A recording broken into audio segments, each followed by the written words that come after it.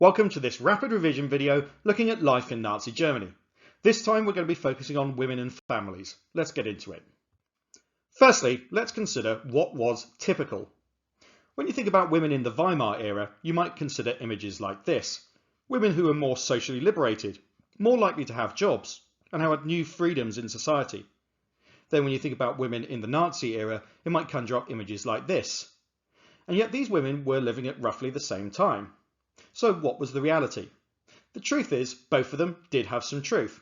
There were women in the Weimar era who objected to some of the new freedoms, and equally there were women in the Nazi era who regretted the loss of those freedoms.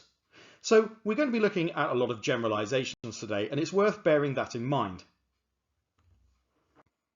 Let's start with an overview of Nazi attitudes to women and the family. Firstly, to work.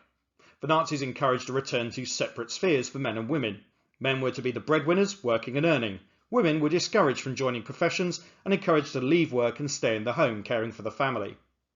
Also, fashion and appearance. The liberalism of the 1920s was gone. Women were expected to dress modestly, with little or no makeup, simple plaited, tied back or covered hair, and long traditional skirts, all practical for the full-time mother as far as the Nazis were concerned. And attitudes to children too. Hitler wanted an increase in birth rates to populate Germany with so-called superior Aryan Germans. Women earned medals and got tax benefits based upon the number of children that they had. And also the home. Women were expected to stay at home as wives, mothers and homemakers. This was sometimes summed up as the 3 Ks: Kinder, Kutscher, Kirche. Children, kitchen and church. Skills like cooking, needlecraft and cleaning were taught in schools. Let's consider how the Nazis organised Germany to try and achieve these views. In 1934, Gertrude Scholz-Klink, who's pictured, was appointed Reich Women's leader. This quote sums up her views. Not only will women and children become mothers of the nation, but every German woman and girl will become one of the Führer's little helpers, wherever she is. This was said in 1936. She organised the merging of all women's social and leisure groups into the German Women's Enterprise, or DFW. The old groups were banned. This was to encourage the learning of housework skills, and by 1939 1.7 million women had attended DFW courses. Then we need to consider attitudes to marriage. The Nazis encouraged marriage, especially as a means of encouraging people to have large families. The first law that they introduced for this was the Law for the Encouragement of Marriage, which was passed in 1933. This law provided a loan of up to 1,000 marks to encourage people to marry and then for the wife to stay at home. For each child that the couple had, 250 marks was written off of the loan. After 4 children, no money was owed at all. Additionally, a law was passed that made infertility and having an abortion grounds for a husband to divorce his wife. This is all about getting him to remarry to someone who could have children.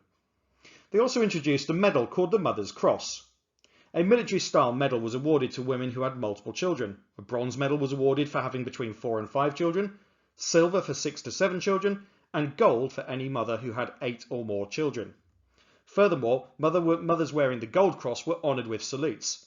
The 10th child, if a boy, was expected to be named Adolf, and Hitler was to be made godfather to the child. Women were given substantial rewards for having many children. Wilhelmina Haferkamp describes family benefits here. I got 30 marks per child from the Hitler government and 20 marks from the city, more child money than my husband earned. When I got the Gold Mother's Cross, there was a big celebration at a school. Added to this was the even more sinister Lebensborn, or Fountain of Life programme. This began in 1935 on the instructions of Heinrich Himmler of the SS. It provided nurseries and money for women who had children with SS men. But how were these couples arranged? Well, that's the bit that's even more sinister. They were selected for breeding to produce so-called genetically pure children of these couples. They didn't just meet and fall in love, they were introduced based upon racial characteristics. Over 500 women gave birth as part of this programme. What about attitudes to women and work? Nazi policies to get men back into employment included efforts to get women out of the workplace. Goebbels put propaganda in place to persuade women, along with the financial benefits already mentioned. This was backed with changes to the law. From 1933, women were banned from professions, for example, teaching, medicine, etc. From 1936, no woman could become a judge, lawyer, or a member of a jury. The school curriculum was changed to focus more on domestic skills. and from 1937 girls' grammar schools were banned. Their role in preparing women for university was seen as unnecessary. So were these policies actually effective? It's worth remembering that not every woman in Weimar Germany embraced the new social freedoms of democracy. But then equally, not every woman in Nazi Germany accepted the limitations of Nazi ideas. These sources provide contrasting views and are a good reminder of what was typical and what may not have been. Let's start with Gertrude Draber, speaking in 2001. Young girls from the age of 10 onwards were taught to take care of their bodies so that they could have as many children as the state needed. My main aim as a woman was above all to become a mother. I wanted to be a perfect housewife. I wanted to do something different in my life, not just be a working girl in an office. This suggests that Draber really agreed with the Nazi ideas and tried to fit them. Contrast this with our next source by Traudl Jung. She actually became Hitler's secretary towards the end of the war, and she's writing after World War II had ended. Gertrude Scholz-Klink, who remember was put in charge of coordinating activities for women, was the type we did not like at all. She was so ugly and wasn't fashionable. We didn't bother about joining her organisation.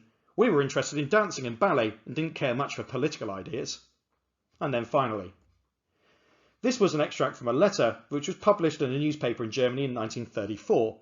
Potentially, I would suggest this is before Goebbels had entirely overhauled the press and taken away press freedoms. A son, even the youngest, laughs in his mother's face. He regards her as his servant, and women in general are merely willing tools of his aims. This suggests that Nazi ideas were actually making men more sexist too, and this woman, who might have been writing anonymously, seems to object to it. So what we can see is that some women probably really approved of these changes, but many didn't. Again, it's difficult to know what was typical, but the Nazis did maintain very fierce control, and that included women. Our final points then. Like every aspect of society, the Nazis had specific aims for women and tried to control their lives. Women were encouraged to leave the workplace and were later banned from certain professions. Financial rewards for marriage and having children were introduced, including a 1,000 mark marriage loan, which was written off if 4 children were born. Awards for childbearing, with the Mother's Cross awarded for 4 or more children. Gold was awarded for 8 or more children. The Lebensborn programme was an SS breeding programme attempting to produce racially pure children from SS couples. However, not all women agreed. Gertrude Scholz-Klink, the leader of the DFW, was not always popular or seen as a role model. Some women were reluctant to give up the social freedoms of the Weimar Republic. That's the end of this rapid revision video. If it's been useful to you, please do like the video and subscribe to the channel. But for now, I'll say thank you and goodbye.